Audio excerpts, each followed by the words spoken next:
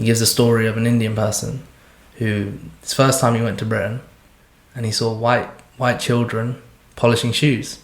And he was shocked. He could not believe that a white person would have such a job, because that was their ideal, this was like their god.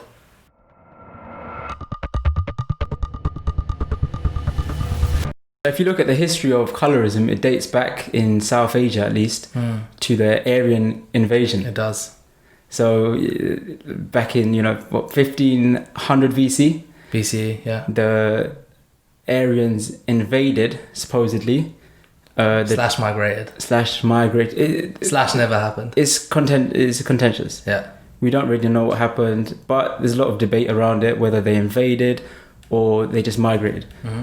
But nonetheless, and it could be a myth, this story, just pointing out there. But nonetheless, there is a story that suggests that the Aryans invaded from the north, and the Aryans were lighter skinned. Yep. They were from Eurasia. So they were fairer skin, and the original inhabitants of India were the Dravidians, who were from the south, and they were darker skinned. The Aryans invaded, and then they settled in India, and because they obviously were the dominating race, as the story goes, yep, they were able to... they invaded. So supposedly. Suppose it is an invasion. Yeah. Then by definitionally, yeah, they become the dominant race. And it wasn't just their skin colour. It was forehead. They had big foreheads. Big foreheads. It's true. Okay. Big noses, fair skin. They had certain distinctive features. Sounds like a Pakistani. Who knows? Sounds like you're modern day Pakistani. But that was... So they used those features to distinguish themselves from, like you say, the Dravidians, who were native to that land. And then they used those features to stratify different classes of society. And they suppose that they're the top, and those that come closer to them in terms of their image move up the hierarchy in society. And that's the stem, I guess, and that's what a lot of people say, is the stem of colorism. Yep. Which, by the way, we probably should define. Do you have a definition of colorism? Colorism, some people say it's the daughter of racism. Yep. With racism, how do you identify someone, their race? You just look at their colour. So in that way, colorism is preference depending on the shade or the tone. And what's interesting is that can go both ways. I mean, in today's society, modern culture, it's light skin that enjoy preference. And historically, since human civilization's inception, it has been lighter skin that have enjoyed the privileges. But there have been incidents where darker skins enjoy preference, I think. Yeah. There are instances of it in human history. If you go back to, let's say, the time of Krishna, a lot of references speak of Krishna as dark-toned. Yep. So, there's dark in the Guru Granth Sahib in the 1600s wrote about Krishna as dark-skinned. And then a lot of the statues as well. So you see the early carvings of Krishna, they were not even dark, they were jet black. And that's the same with the Kali Ma. But even now we accept Kali Ma as dark. Yeah. It was the same with Krishna, but obviously as time went on and the ideal of beauty and of colour and the value of colour changed, then slowly from black he went to blue. And now you see the marble, even the marble can be coloured in any colour. Yeah. You see the marbles in white. Right, yeah. I mean, what's interesting is that standards of beauty change rapidly with the times. But light skin as an ideal beauty standard seems to be well entrenched in Indian society. Because if we're supposing that the root of all this is the Aryan invasion in 1500, we're talking a long time. BC. Well, BC. Yeah. We're talking a long time. What are we talking? We're talking 3,500 years. So we're talking a long time for white-skinned or light-skinned peoples in India, in the subcontinent, to enjoy a higher social status. And one thing that's interesting, before we go deep into the roots of colorism, is that we shouldn't forget that the socio-economic benefits that people enjoy simply because they have light skin.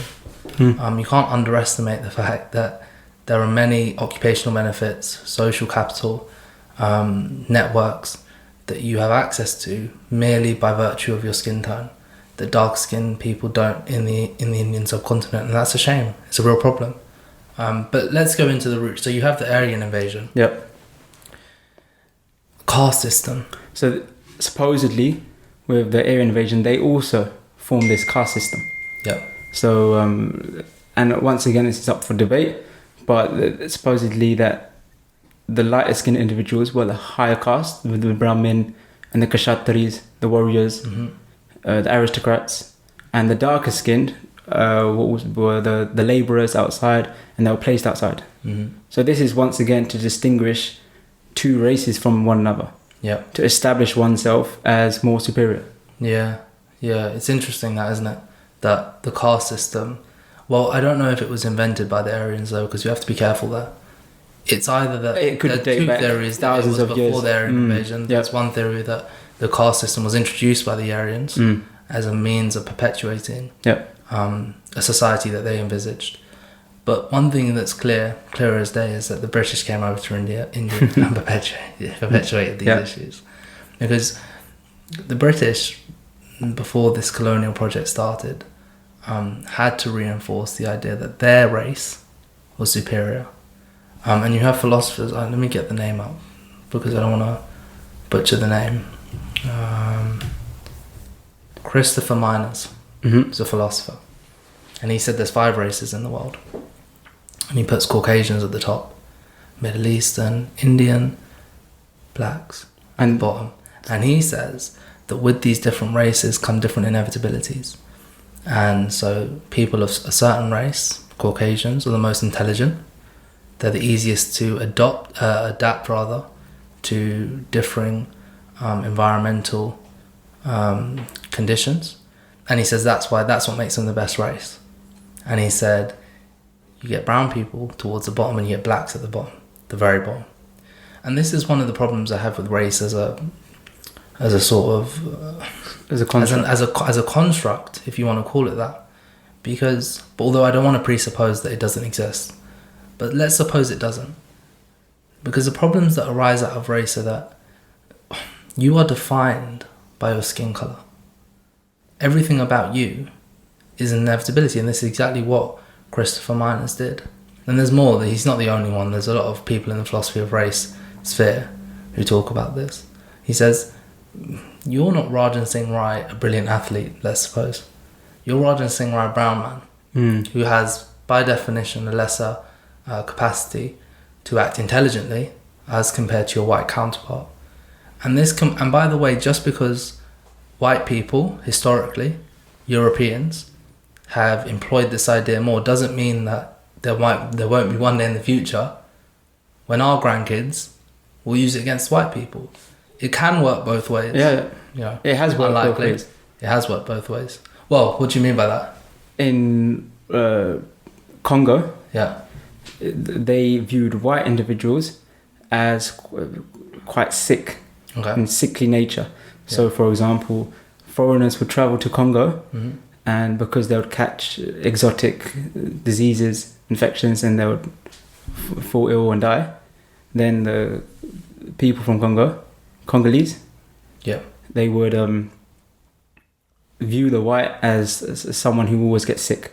So then if their child was, fairer skin, they would make sure they get enough ultraviolet and sun exposure. Vitamin D, sun exposure. So that they don't get poorly. Yeah. But going back to what you said about the Aryans, you're right that who was the philosopher? Christopher Miners. Miners. And everyone puts the Caucasian race at the top, and even the word, or Aryans, where they came from, was the Caucasus Mountains. Hence the word Caucasian. Right. And that story, of the Aryans invading the Dravidians was perpetuated by the British. Right. When they colonized not so long ago India. Happy Independence Day. Very recently, wasn't it? A few days ago. I mean, I don't know why we celebrate that, to be fair, but that's the topic. That's another issue. Yeah. But so when they came over and they colonized, then they start sharing and spreading their own narrative. Mm-hmm.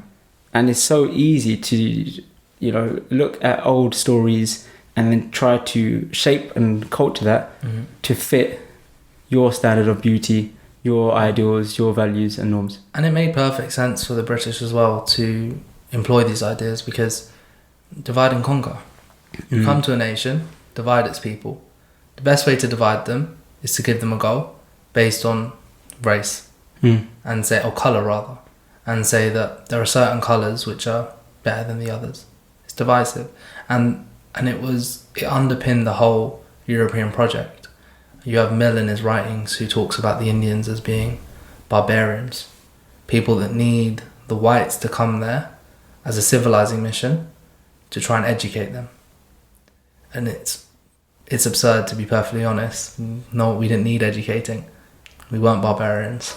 We were a civilized society. But the point is that the British used that. And that's why race ideology was prevalent in Europe long before it was in the Near East and even the Far East. Because they needed that. It's how you justify colonialism. Alienation. Ostracization from the class of human beings. Yep. It's exactly what they did. And so you come to British colonialism, and I think this is purely anecdotal, that Indian mindsets today are still shaped by the colonial project, which only ended 70 years ago, but took place in India for over 200 years. Mm-hmm. More than that, actually. I don't think that's even up for question. It's definite that the Indian mind right now, including us, we're shaped by this standard of beauty.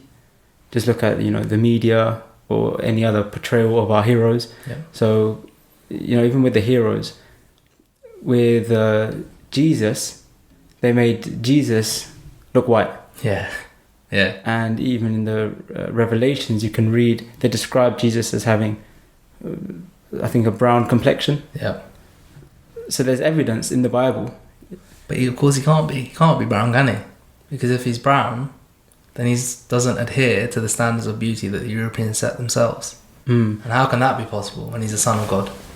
But what happens if everyone accepts it? I think, just as it's from the source from the Bible, people accept loosely that that Jesus wasn't white, wasn't as he is pictured. But no one admits it, no one accepts it to the extent that they're going to put pictures up of a brown Jesus.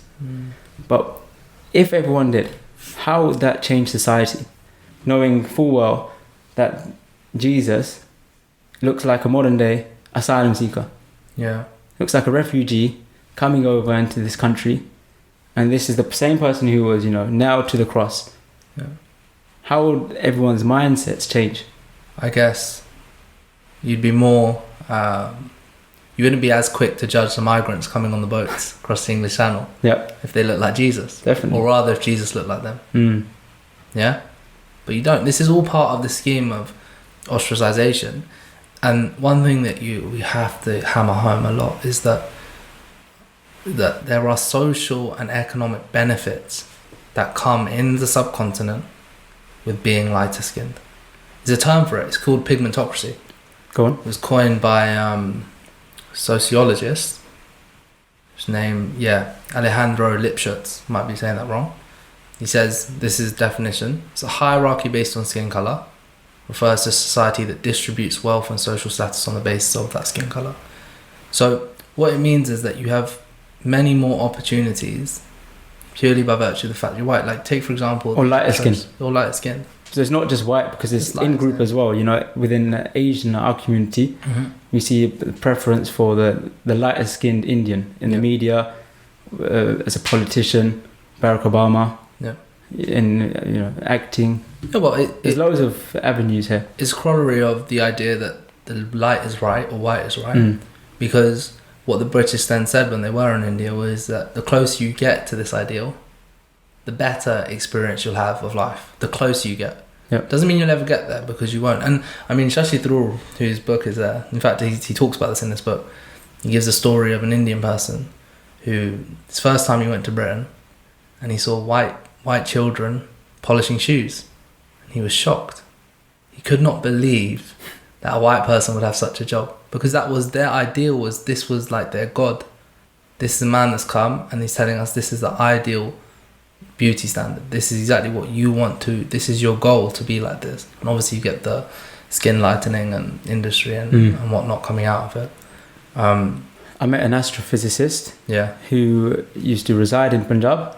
Yeah. He's a white English guy, but before the partition, his mother was a sergeant in the army, and he vividly recalled a time where they were about to go on a train from one part of India to another, and just before she stepped on the carriage, she noticed another Indian.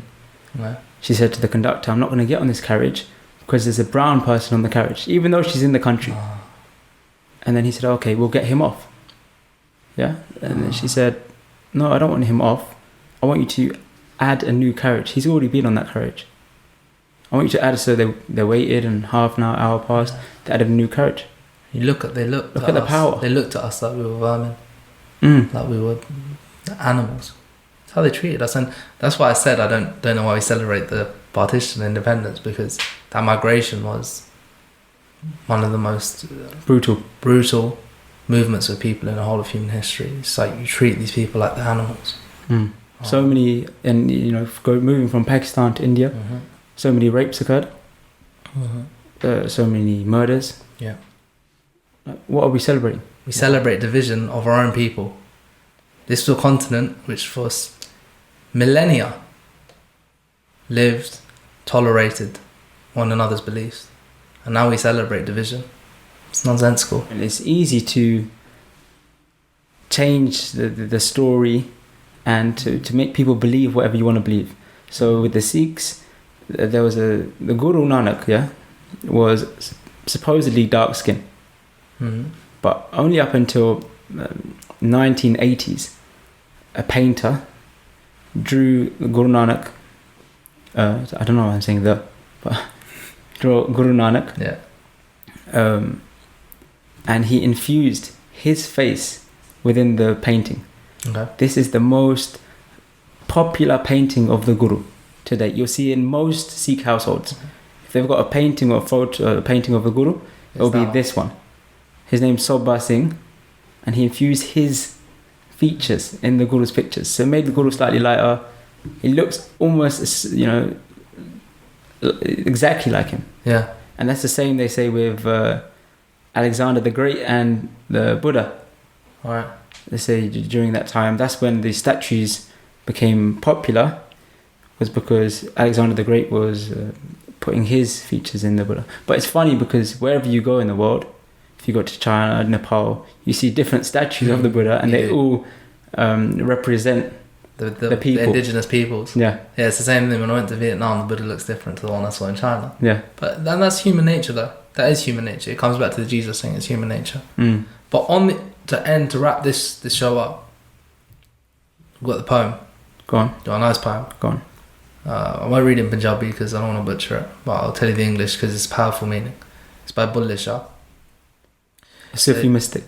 He's a Sufi saint. So, yeah. He said, they asked Majnun, your Layla's complexion is dark. He replied that you don't have an eye to observe. The paper of the Quran is white, but the writing is black.